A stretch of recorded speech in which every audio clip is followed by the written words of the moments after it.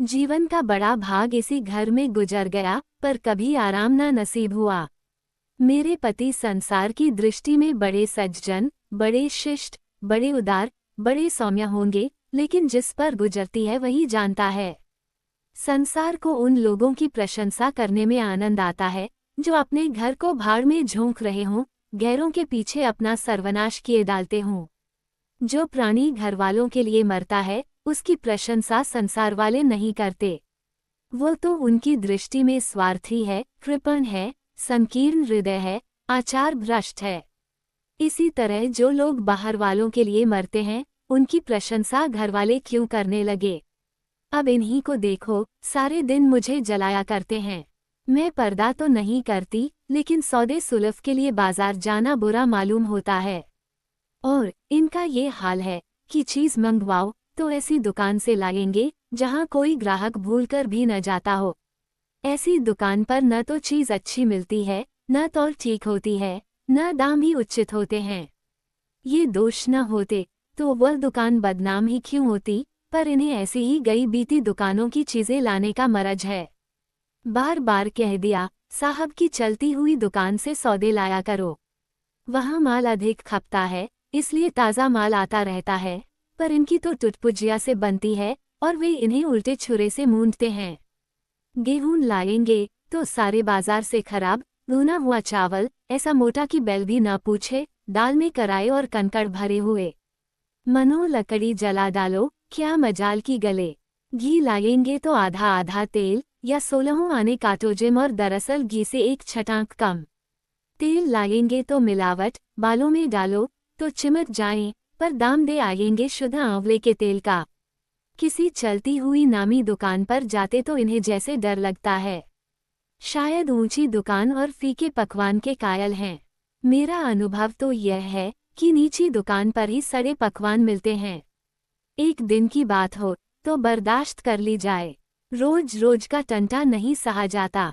मैं पूछती हूँ, आखिर आप टुटपुजियों की दुकान पर जाते ही क्यों हैं?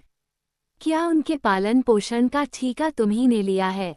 आप फरमाते हैं, मुझे देखकर सबके सब बुलाने लगते हैं। वाह क्या कहना है, कितनी दूर की बात कही है। जरा इन्हें बुला लिया और खुशामद के 2 शब्द सुना दिए, थोड़ी सी स्तुति कर दी, बस आपका मिजाज आसमान पर जा पहुंचा। फिर इन्हें सुधी नहीं रहती कि यह कूड़ा करकट बांध रहा है या क्या। पूछती हूँ, तुम उस रास्ते से जाते ही क्यों हो? क्यों किसी दूसरे रास्ते से नहीं जाते? ऐसे उठाईगिरों को मुंह ही क्यों लगाते हो? इसका कोई जवाब नहीं। एक चुप 100 बाधाओं को हराती है। एक बार एक गहना बनवाने को दिया। मैं तो महाशय को जानती थी, इनसे कुछ पूछना व्यर्थ समझा। अपने पहचान के एक सुनार को बुला रही थी। संयोग से आप भी विराजमान थे। बोले, ये संप्रदाय विश्वास के योग्य नहीं, धोखा खाओगी। मैं एक सुनार को जानता हूँ, मेरे साथ का पड़ा हुआ है, बरसों साथ साथ खेले हैं, वो मेरे साथ चालबाजी नहीं कर सकता। मैंने भी समझा, जब इनका मित्र है और वह भी बचपन का, तो कहाँ तक दोस्ती का हक न निभाएगा। सोने का एक आभूषण और 100 रुपये इनके हवाले किए। इस भलेमानस ने वह आभूषण और रुपये न जाने किस बेईमान को दे दिए कि बरसों के झंझट के बाद जब चीज बनकर आई तो 8 आने तांबा और इतनी भद्दी की देखकर घिन लगती थी। बरसों की अभिलाषा धूल में मिल गई, रो पीट कर बैठ रही। ऐसे ऐसे वफादार तो इनके मित्र हैं, जिन्हें मित्र की गर्दन पर छुरी फेरने पर भी संकोच नहीं। इनकी दोस्ती भी उन्हीं लोगों से है जो जमाने भर के जट्टू, गिरहकिट, लंगोटी में फाग खेलने वाले फाके मस्त हैं, जिनका उद्यम ही इन जैसे आंख के अंधों से दोस्ती गांठना है।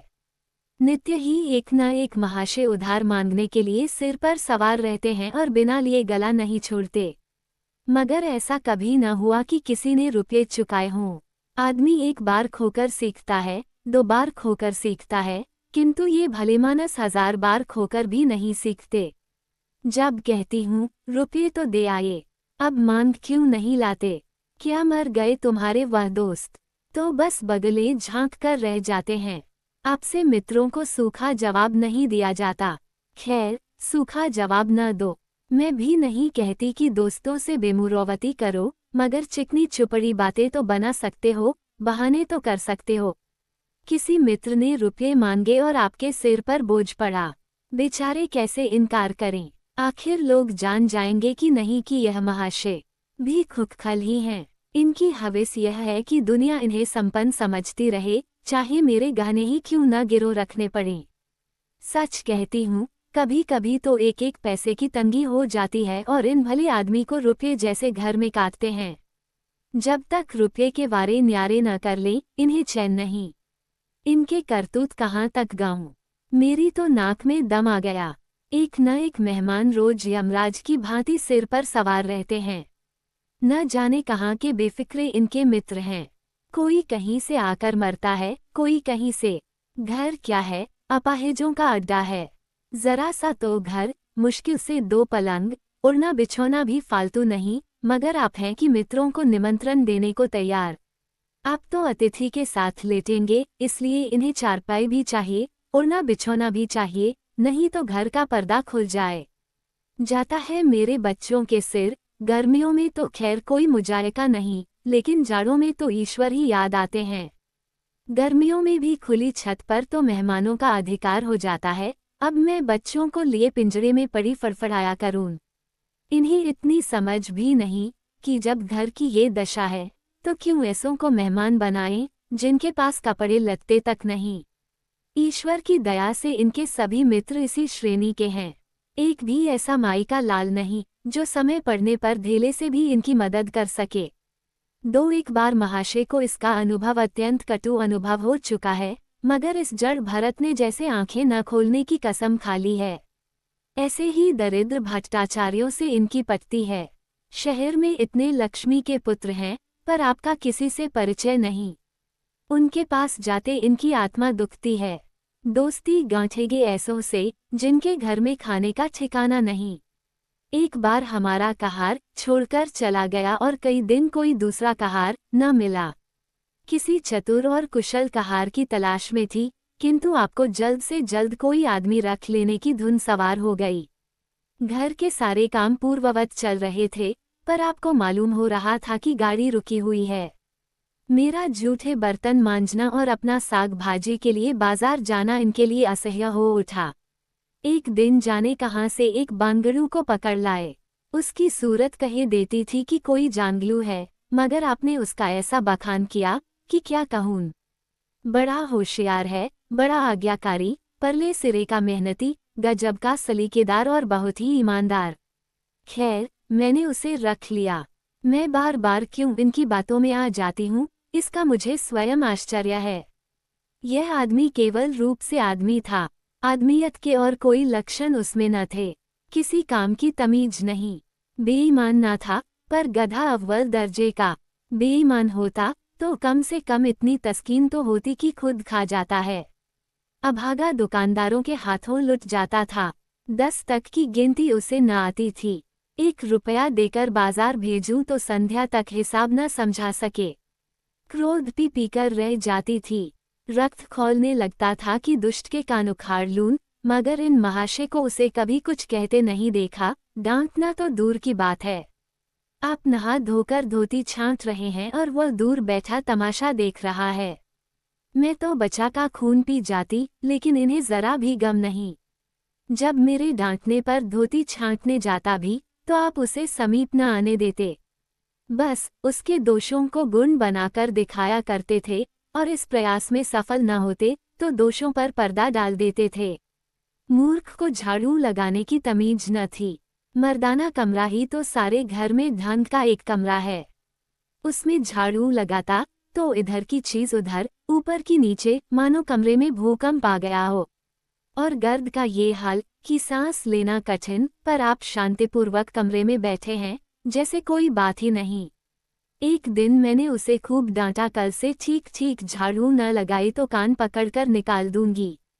सवेरे सोकर उठी तो देखती हूँ कमरे में झाड़ू लगी हुई है और हर एक चीज करीने से रखी हुई है। गर्द गुबार का नाम नहीं। मैं चकित होकर देखने लगी तो आप हंसकर बोले, देखती क्या हो, आज घूरे ने बड़े सवेरे उठकर झाड़ू लगाई है। मैंने समझा दिया, तुम ढंग तो बताती नहीं, उल्टे डांटने लगती हो। मैंने समझा, खैर दुष्ट ने कम से कम एक काम तो सलीके से किया। अब रोज कमरा साफ सुथरा मिलता। घूरे मेरी दृष्टि में विश्वासी बनने लगा। संयोग की बात, एक दिन मैं जरा मामूल से सवेरे उठ बैठी और कमरे में आई तो क्या देखती हूँ कि घूरे द्वार पर खड़ा है और आप तन मन से कमरे में झाड़ू लगा रहे हैं। मेरी आंखों में खून उतर आया। उनके हाथ से झाड़ू छीनकर घूरे के सिर जमा दी। हरामखोर को उसी दम निकाल बाहर किया। आप फरमाने लगे, उसका महीना तो चुका दो। वाह री समझ, एक तो काम न करे, उस पर आंखें दिखाए, उस पर पूरी मजूरी भी चुका दूं। मैंने एक कौड़ी भी न दी। एक कुर्ता दिया था, वह भी छीन लिया। इस पर जड़ भरत महाशय मुझसे कई दिन रूठे रहे। घर छोड़कर भागे जाते थे। बड़ी मुश्किलों से रुके। ऐसे ऐसे भोंदू भी संसार में पड़े हुए हैं। मैं न होती तो शायद अब तक इन्हें किसी ने बाजार में बेच दिया होता। एक दिन मेहतर ने उतारे कपड़ों का सवाल किया।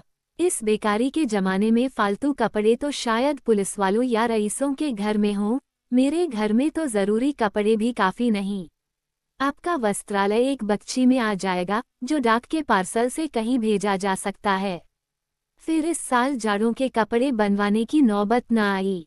पैसे नजर नहीं आते, कपड़े कहाँ से बने। मैंने मेहतर को साफ जवाब दे दिया। कड़ाके का जाड़ा पड़ रहा था, इसका अनुभव मुझे कम न था। गरीबों पर क्या बीत रही है, इसका भी मुझे ज्ञान था। लेकिन मेरे या आपके पास खेद के सिवा इसका और क्या इलाज है। जब तक समाज का ये संगठन रहेगा, ऐसी शिकायतें पैदा होती रहेंगी। जब एक एक अमीर और रईस के पास एक एक मालगाड़ी कपड़ों से भरी हुई है, तब फिर निर्धनों को क्यों न नग्नता का कष्ट उठाना पड़े। खैर, मैंने तो मेहतर को जवाब दे दिया। आपने क्या किया कि आपका कोट उठाकर उसको भेंट कर दिया। मेरी देह में आग लग गई। इतनी दानशील नहीं हूं कि दूसरों को खिलाकर आप सो रहूं। देवता के पास यही एक कोट था। आपको इसकी जरा भी चिंता न हुई कि पहनेंगे क्या। यश के लोभ ने जैसे बुद्धि ही हर ली। मेहतर ने सलाम किया, दुआएं दी और अपनी राह ली। आप कई दिन सर्दी से ठिठुरते रहे। प्रातःकाल घूमने जाया करते थे, वह बंद हो गया। ईश्वर ने उन्हें हृदय भी एक विचित्र प्रकार का दिया है। फटे पुराने कपड़े पहनते आपको जरा भी संकोच नहीं होता। मैं तो मारे लाज के गड़ जाती हूँ, पर आपको जरा फिक्र नहीं। कोई हंसता है तो हंसे, आपकी बला से। अंत में जब मुझसे न देखा गया तो एक कोट बनवा दिया। जी तो जलता था कि खूब सर्दी खाने दूं, पर डरी कि कहीं बीमार पड़ जाएं तो और बुरा हो। आखिर काम तो उन्हीं को करना है। महाशय अपने दिल में समझते होंगे मैं कितना विनीत, कितना परोपकारी हूँ। शायद इन्हें इन बातों का गर्व हो। मैं इन्हें परोपकारी नहीं समझती, न विनीत ही समझती हूँ। ये जड़ता है, सीधी सादी निरीहता। जिस मेहतर को आपने अपना कोट दिया, उसे मैंने कई बार रात को शराब के नशे में मस्त झूमता देखा है और आपको दिखा भी दिया है। फिर दूसरों की विवेकहीनता की पुरौती हम क्यों करें। अगर आप विनीत और परोपकारी होते तो घर वालों के प्रति भी तो आपके मन में कुछ उदारता होती। यह सारी उदारता बाहर वालों ही के लिए सुरक्षित है। घर वालों को उसका अल्पांश भी न मिलना चाहिए। मेरी इतनी अवस्था बीत गई, पर इस भले आदमी ने कभी अपने हाथों से मुझे एक उपहार भी न दिया। बेशक मैं जो चीज़ बाजार से मंगवाऊं, उसे लाने में इन्हें जरा भी आपत्ति नहीं, बिल्कुल उज्र नहीं, मगर रुपये मैं दे दूं, ये शर्त है। इन्हें खुद कभी यह उमंग नहीं होती। यह मैं मानती हूँ कि बेचारे अपने लिए भी कुछ नहीं लाते। मैं जो कुछ मंगवा दूं उसी पर संतुष्ट हो जाते हैं, मगर आखिर आदमी कभी कभी शौक की चीजें चाहता ही है। अन्य पुरुषों को देखती हूँ, स्त्री के लिए तरह तरह के गहने, भांति भांति के कपड़े, शौक सिंगार की वस्तुएं लाते रहते हैं। यहाँ इस व्यवहार का निषेध है। बच्चों के लिए भी मिठाइयाँ, खिलौने, बाजे शायद जीवन में एक बार भी न लाए हों। शपथ भी खा ली है, इसलिए मैं तो इन्हें कृपण कहूंगी, अरसिक कहूंगी, हृदय शून्य कहूंगी, उदार नहीं कह सकती। दूसरों के साथ इनका जो सेवा भाव है, उसका कारण है इनका यश, लोभ और व्यवहारिक अज्ञानता।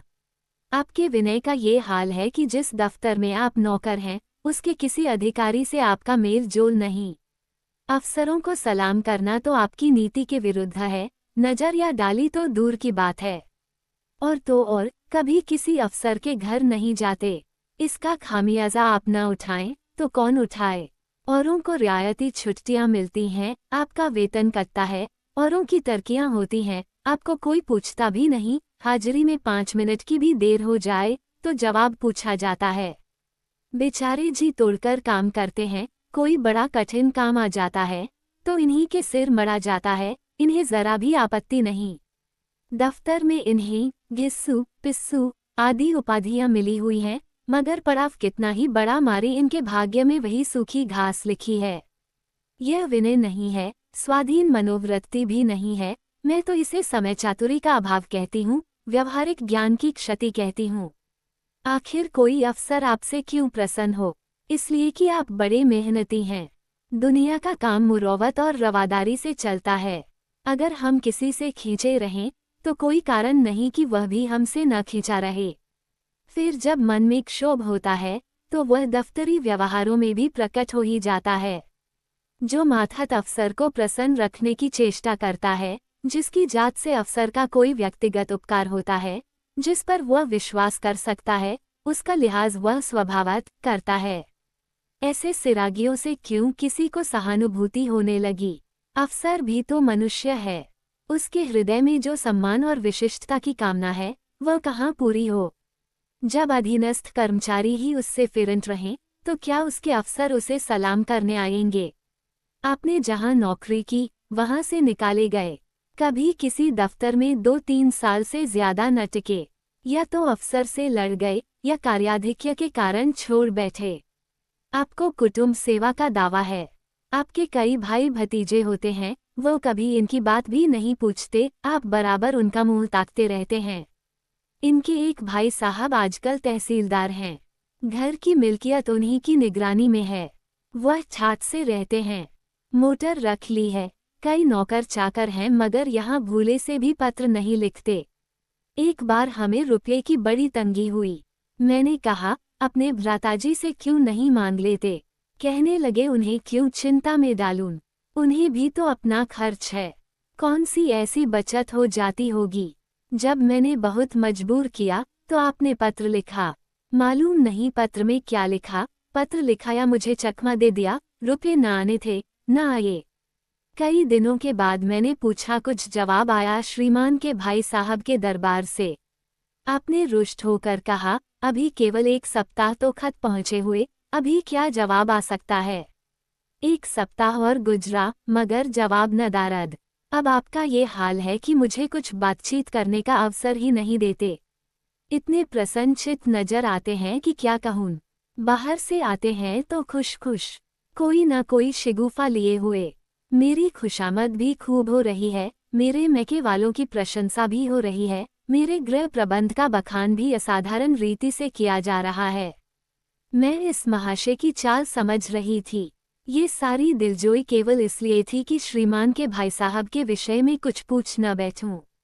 सारे राजनीतिक, आर्थिक, सामाजिक, आचारिक प्रश्नों की मुझसे व्याख्या की जाती थी, इतने विस्तार और गवेषणा के साथ कि विशेषज्ञ भी लोहा मान जाएं। केवल इसलिए कि मुझे वह प्रसंग उठाने का अवसर न मिले, लेकिन मैं भला कब चूकने वाली थी। जब पूरे 2 सप्ताह गुजर गए और बीमे के रुपये भेजने की मिति मौत की तरह सिर पर सवार हो गई तो मैंने पूछा, क्या हुआ? तुम्हारे भाई साहब ने श्रीमुख से कुछ फरमाया या अभी तक पत्र नहीं पहुंचा? आखिर घर की जायदाद में हमारा भी कुछ हिस्सा है या नहीं? या हम किसी लौड़ी दासी की संतान हैं? 500 रुपये साल का नफा तो 10 साल पहले था, अब तो 1000 से कम न होगा, पर हमें कभी एक कानी कौड़ी भी नहीं मिली। मोटे हिसाब से हमें 2000 मिलना चाहिए। 2000 न हो, 1000 हो, 500 हो, 250 हो, कुछ ना हो तो बीमा के प्रीमियम भर के तो हों। तहसीलदार साहब की आमदनी हमारी आमदनी की चौगुनी है, रिश्वतें भी लेते हैं, तो फिर हमारे रुपये क्यों नहीं देते? आप हैं हाँ हाँ करने लगे।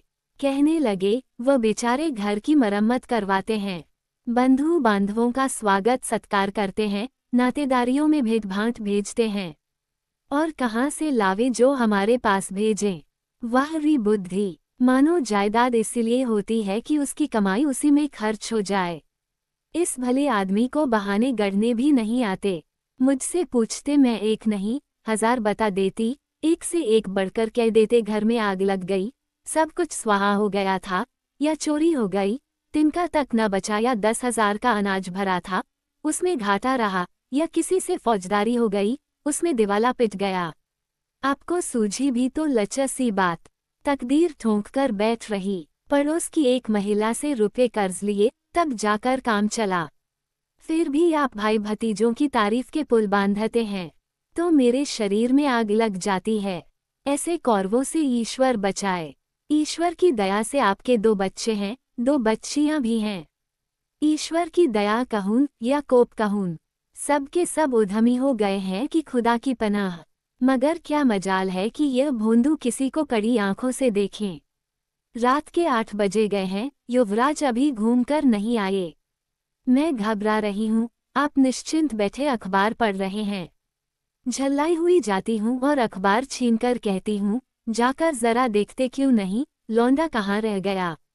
न जाने तुम्हारा हृदय कितना कठोर है। ईश्वर ने तुम्हें संतान ही न जाने क्यों दे दी। पिता का पुत्र के साथ कुछ तो धर्म है। तब आप भी गर्म हो जाते हैं। अभी तक नहीं आया, बड़ा शैतान है। आज बचा आते हैं तो कान उखाड़ लेता हूँ। मारे हंटरों के खाल उधेड़ कर रख दूंगा। यूं बिगड़कर तैश के साथ आप उसे खोजने निकलते हैं। संयोग की बात, आप उधर जाते हैं, इधर लड़का आ जाता है। मैं पूछती हूँ, तू किधर से आ गया? तुझे वह ढूंढने गए हुए हैं। देखना आज कैसी मरम्मत होती है। यह आदत ही छूट जाएगी। दांत पीस रहे थे, आते ही होंगे। छड़ी भी उनके हाथ में है। तुम इतने मन के हो गए हो कि बात नहीं सुनते। आज आटे दाल का भाव मालूम होगा। लड़का सहम जाता है और लैंप जलाकर पढ़ने बैठ जाता है। महाशय 2-2.5 घंटे के बाद लौटते हैं, हैरान, परेशान और बदहवास। घर में पांव रखते ही पूछते हैं आया कि नहीं। मैं उनका क्रोध उत्तेजित करने के विचार से कहती हूँ आकर बैठा तो है, जाकर पूछते क्यों नहीं। पूछकर हार गई, कहाँ गया था, कुछ बोलता ही नहीं। आप गरज कर कहते हैं मन्नू यहाँ आओ। लड़का थर-थर कांपता हुआ आकर आंगन में खड़ा हो जाता है। दोनों बच्चियां घर में छिप जाती हैं कि कोई बड़ा भयंकर कांड होने वाला है। छोटा बच्चा खिड़की से चूहे की तरह झांक रहा है। आप क्रोध से बौखलाए हुए हैं। हाथ में छड़ी है ही। मैं भी वो क्रोधोन्मत्त आकृति देखकर पछताने लगती हूँ कि कहाँ से इनसे शिकायत की। आप लड़के के पास जाते हैं, मगर छड़ी जमाने के बदले आहिस्ते से उसके कंधों पर हाथ रखकर बनावटी क्रोध से कहते हैं तुम कहाँ गए थे जी। मना किया जाता है, मानते नहीं हो। खबरदार, जो अब कभी इतनी देर होगी। आदमी शाम को घर चला आता है या मटर गश्ती करता है। मैं समझ रही हूँ कि यह भूमिका है। विषय अब आएगा। भूमिका तो बुरी नहीं, लेकिन यहाँ तो भूमिका परिति हो जाती है। बस आपका क्रोध शांत हो गया। बिल्कुल जैसे क्वार की घटा घेर घार हुआ, काले बादल आए, गड़गड़ाहट हुई और गिरी क्या 4 बूंदें। लड़का अपने कमरे में चला जाता है और शायद खुशी से नाचने लगता है। मैं पराभूत होकर कहती हूँ तुम तो जैसे डर गए। भला 2-4 तमाचे तो लगाए होते। इसी तरह तो लड़के शेर हो जाते हैं। आप फरमाते हैं तुमने सुना नहीं, मैंने कितने जोर से डांटा। बच्चा की जान ही निकल गई होगी। देख लेना, जो फिर कभी देर में आए। तुमने डांटा तो नहीं? हाँ, आंसू पोंछ दिए। तुमने मेरी डांट सुनी नहीं। क्या कहना है आपकी डांट का? लोगों के कान बहरे हो गए। लाओ, तुम्हारा गला सहला दूं।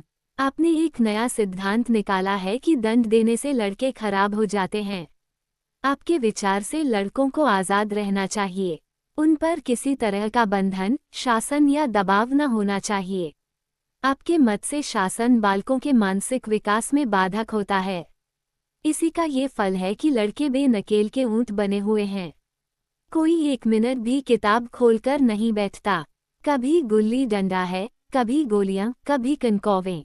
श्रीमान भी लड़कों के साथ खेलते हैं। 40 साल की उम्र और लड़कपन इतना।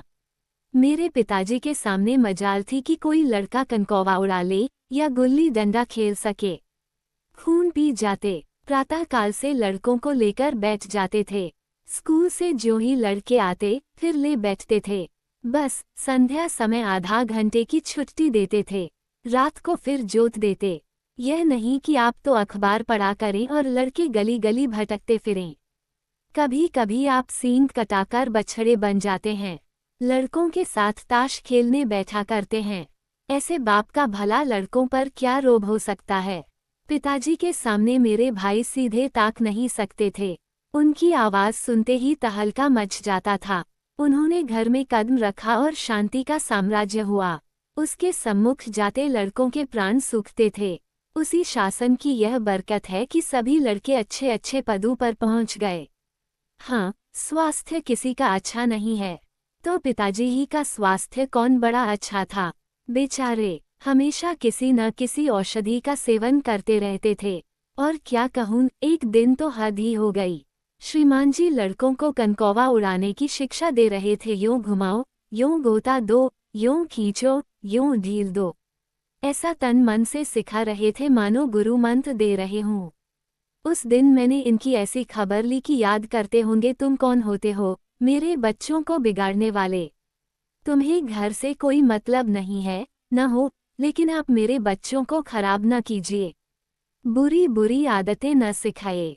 आप उन्हें सुधार नहीं सकते तो कम से कम बिगाड़िए मत। लगे बगले झांकने। मैं चाहती हूँ एक बार यह भी गरम पड़े तो अपना चंडी रूप दिखाऊं, पर यह इतना जल्द दब जाते हैं कि मैं हार जाती हूँ। पिताजी किसी लड़के को मेले तमाशे न ले जाते थे।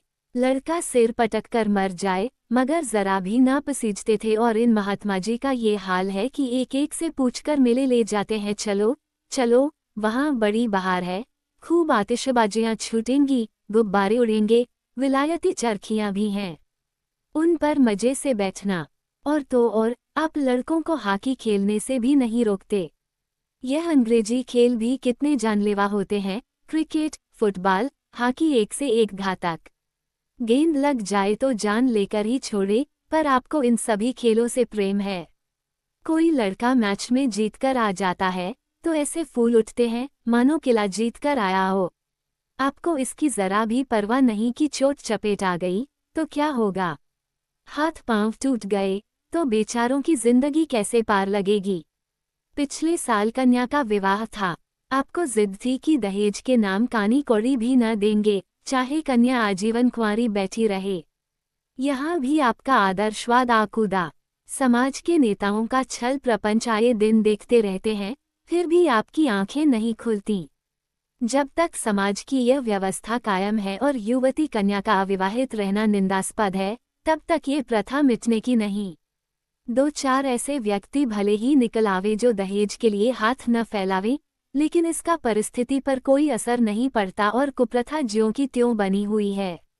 पैसों की तो कमी नहीं है, दहेज की बुराइयों पर लेक्चर दे सकते हैं, लेकिन मिलते हुए दहेज को छोड़ देने वाला मैंने आज तक न देखा। जब लड़कों की तरह लड़कियों की शिक्षा और जीविका की सुविधाएं निकल आएंगी तो ये प्रथा भी विदा हो जाएगी।